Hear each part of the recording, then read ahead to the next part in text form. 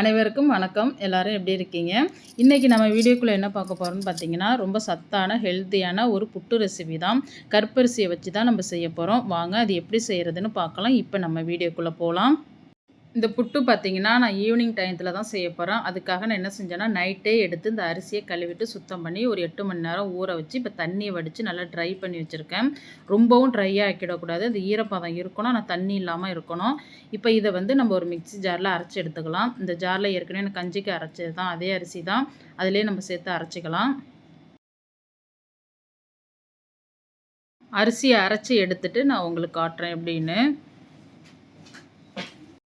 இப்போ புட்டுக்கு நம்ம அரிசி அரைச்சாச்சு. பாருங்கள் எந்த அளவுக்கு அரைச்சிருக்கேன் அப்படிங்கிறத நான் உங்களுக்கு எடுத்து காட்டுறேன் பாருங்கள்.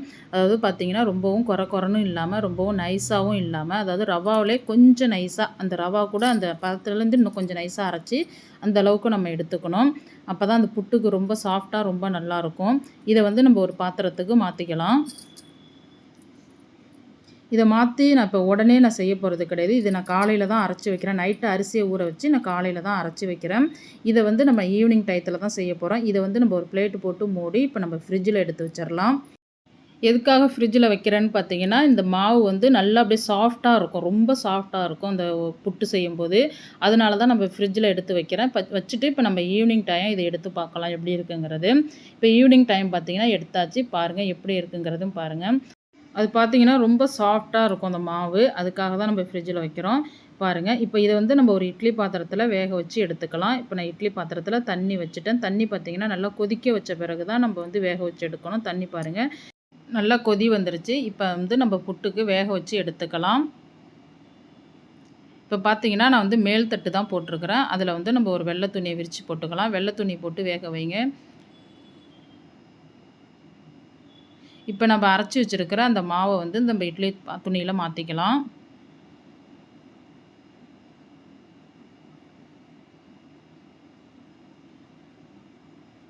இப்போ எல்லா மாவையும் நம்ம எடுத்து வச்சாச்சு. இப்போ வந்து அந்த துணியை வச்சு நம்ம நல்லா மூடி நம்ம வேக வச்சு வச்சிடலாம். ஒரு 10 நிமிஷத்துக்கு நம்ம இதை வேக வச்சு எடுத்துக்கலாம்.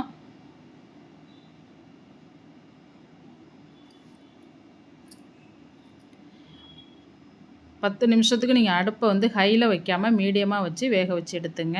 இப்போ ஒரு 10 நிமிஷம் ஆயிடுச்சு. பார்ப்போம் எப்படி இருக்குது மாவுங்கிறது.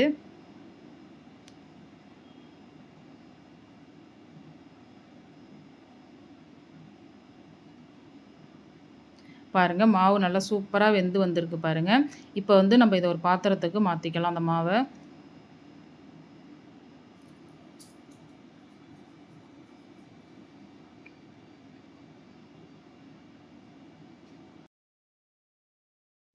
இப்போ நம்ம கரண்டியை வச்சு மாவு கட்டியாக இருக்கும். அதை நம்ம வந்து நல்லா உடச்சி விட்டுக்கணும் உதிரி உதிரியாக. இல்லைன்னா அப்படி கட்டியாக விழுந்துடும். அதனால் நல்லா உதிரி உதிரியாக உடச்சி எடுத்துக்கணும்.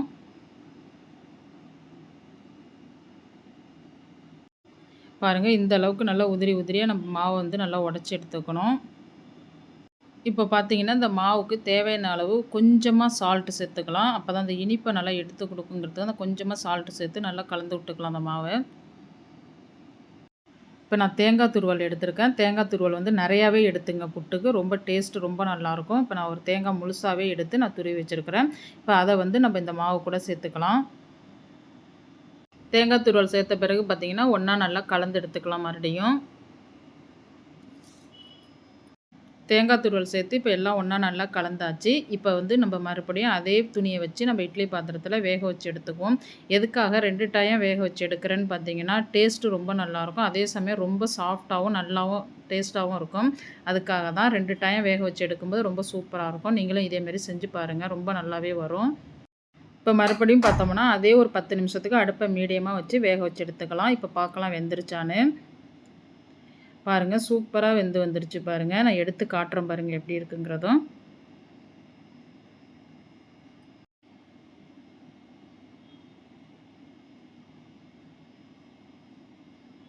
பாருங்கள் நல்லா சாஃப்டாக வெந்து வந்துருச்சு பாருங்கள். நம்ம 2 டைம் வேக வைக்கும்போது பார்த்திங்கன்னா அது ரொம்ப சாஃப்டாக இருக்கும். ரொம்ப டேஸ்ட்டும் ரொம்ப நல்லாயிருக்கும். இப்போ இதையும் எடுத்து நம்ம ஒரு பாத்திரத்துக்கு அதே பாத்திரத்துலேயே நம்ம மாற்றிக்கலாம் மீண்டும்.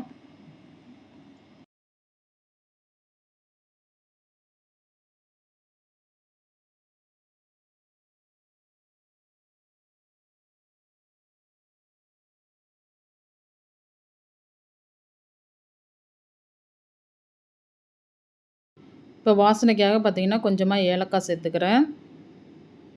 இப்போ ஒரு 1/2 கப் அளவுக்கு நான் சர்க்கரை சேர்த்துக்கிறேன். நான் சர்க்கரை மட்டும் தான் சேர்த்துக்கிறேன். நீங்க வந்து நாட்டு சர்க்கரை வேணுமாலும் சேர்த்துங்க. உங்களுக்கு இனிப்புக்கு தகுந்த மாரி கூட குறைச்சு சேர்த்துங்க. ரொம்ப நல்லாயிருக்கும். நான் ஒரு 1/2 கப்பு தான் சேர்த்துருக்கேன். எங்களுக்கு அந்த இனிப்பு போதுமானதுங்கிறதுனால.